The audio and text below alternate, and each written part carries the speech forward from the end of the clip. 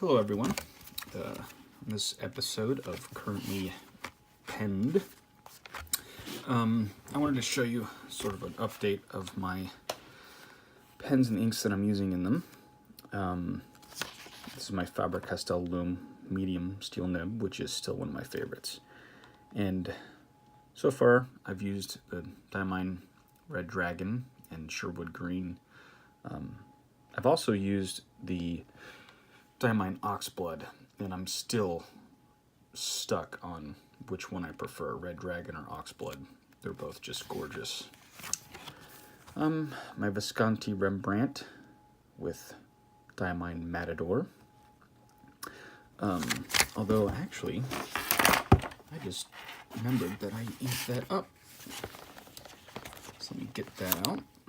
This is also Oxblood colored Hirorojo 12 pen case. So let's do more of an update. Let's see, we have,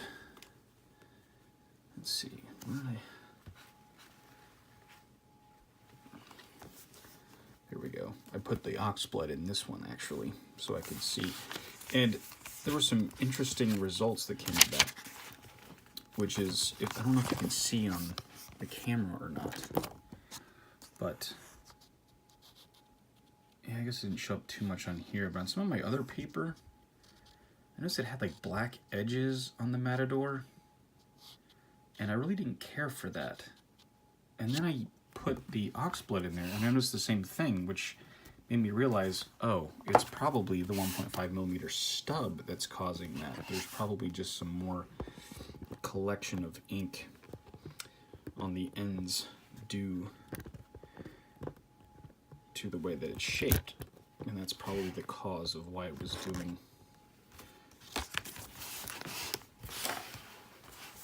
that. Okay, so let's see.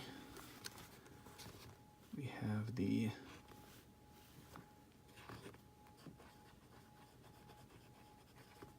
Diamine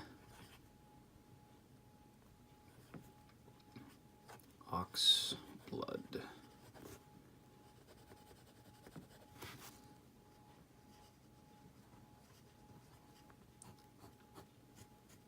And then I'll also do this same one with my little trick I've talked about before, which is using your stub nib as an architect grind, although it's not really an architect grind, it's just a hack. Since I don't have an architect nib, and I actually like the look of that a lot. So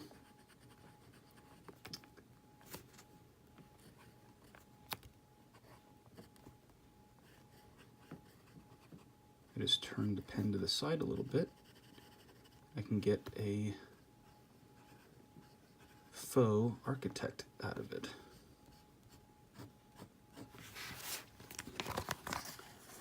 It does affect the look of the ink slightly. I do love the Oxblood, I really do. I'll probably end up inking this pen, the Dark Forest Visconti Rembrandt, with the Red Dragon next, just so I can continue to compare those colors. I have started another notebook where I have separated things out based on color type. And I've actually used two notebooks. I've used a whiter version and a darker colored paper because some inks look better on one versus the other. So I'm doing like red, oranges, blues, greens, and all those things, and keeping track of those inks on separate papers as well.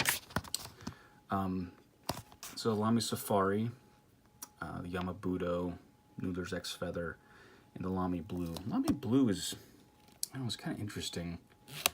Not a huge fan of it per se, but I don't know, it might grow on me. It does look kind of like a sea blue to me. Usually like more vibrant blues. Jinhao, still with the Syrah. I don't use the Jinhao very often, which probably has something to do with it. And then this is probably one of the most interesting comparisons. The Nib Creeper. Oh, I misspelled creeper there. I always can never remember if it's an A or an E before the P. Anyway, I still can't tell much of a difference between Diamine Autumn Oak and Noodler's Apache Sunset. Autumn Oak might be a little bit darker in general. I just don't know. Very close. Very, very close. Then I put Ancient Copper in there, which is obviously a lot darker than the other two, but also one of my favorite shading inks. I do love shade. I wasn't thinking about what I was doing, and I just started writing. I was like, oh no, I need this page for my other pens. It's my Waterford Beaumont, which I have not yet reviewed, but do plan on doing. I used some sapphire. I think it was called Velvet Sapphire, or from Colorado Pen Company. And then I put Diamine Velvet Blue in there, or Blue Velvet, which I like better. It's a really nice blue, just gorgeous tint. And oh yeah, Lamy 2000, Black Amber with Oriental Red, which is pretty nice. It's not my favorite red. I think it's one of my least favorites. It actually looks pretty good here. I think it looks better on the camera than it does in real life, actually. But it's not bad. It's a decent red. For those who like a little bit more bright. I tend to like a lot of the darker reds for some reason.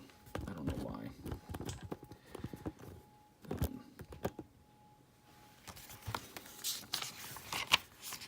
Pilot Metropolitan Fine Nib in the Kon-Peki first, and then Diamine Majestic Blue, which is also very nice. Both of those are very nice. Kon-Peki is amazing. Majestic Blue is pretty decent. It's a good everyday use. Yama-budo, just can't beat it. That's a new acquisition, which I will be talking about soon. This is my All-Star Blue-Green, which is just, I think, a gorgeous color. I actually have some ink coming later today. I have from Goulet, I purchased a sample of a couple of inks, one of which was Diamine Marine, or Diamine Marine. I think it'll look great in that pen. And this, of course, is what I'm doing when I have the currently pen section, which is I put the name of the ink, and then I'll use different pens. And over time, I'll end up collecting those. Like you see here, you have Yama-budo in a Lamy Safari Fine and an Lamy All-Star Medium. And you can already see a decent difference. I mean, the medium one definitely has more shading to it, so you get more lighter, you get lighter bits, or mixed with the dark, whereas the fine nib is a little bit darker in general. So that's why I do this, you know. And I'm sure that has more to do with the nib size than the Safari or All-Star, since they're basically the same pen, just different material, either plastic or aluminum. Albergini is a lot better than it looks on camera, and you've already seen this page, so I need to update this one, don't I? Oh, no, I don't. Never mind. That's the Autumn Oak. I have only used it on that pen so far. Diamine Syrah. You've already seen that. That Velvet Sapphire again. Oriental Red. X-Feather. Roshizuku. I don't know what happened. The pen was starting to get dry, and I didn't realize it, and I let my landlord use it on some crappy paper to test it out, and I went to write on it again, realized it was kind of scratchy, and that's when I found out it was out of ink. And I tried to fix it using some micro mesh, and I think I just made it better and then worse. Like, it just was inconsistent. It was like, all right, good, I got it smooth. Wait, nope, still scratchy in this direction. And then like, oh yeah, I got it perfectly. then write more, and then it was scratchy again. I have no idea. I tried messing with the tines to, you know, get them aligned better. I tried all sorts of things, and I think I just ended up springing the nib, and so my Metropolitan is out of commission. It's that blue velvet I was talking about earlier. Apache Sunset. I think it was darker here.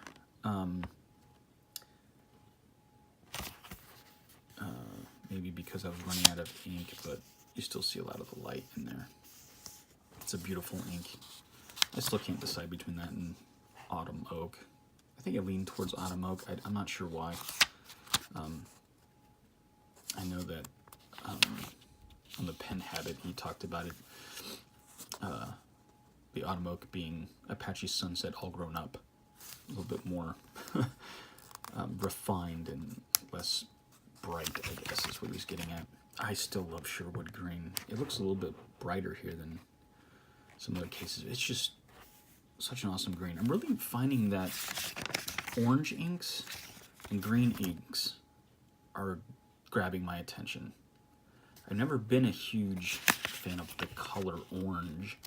And green's okay. I do like some deep greens. But blue and red have always been my two favorite colors. But when it comes to ink, I'm just really gravitating towards greens and oranges. I think some of the oranges are the most interesting inks out there. There's just so many good ones in that orange range, and I want to get some more. Roshizuku has a couple of different ones that I'm trying to decide between, and I want to get more greens, but every time I look at other greens, I'm like, no, it's not as good as Sherwood, so I'm going to pass. I did see one recently that's in the running that I might decide on, but right now I'm not so sure. Anyway, that's the extent of my collection there so far, and hope you enjoyed the video and the comparison. And I do have other inks that I will be adding as I go, and I'll try to keep you updated. Take care and have a good day. Bye.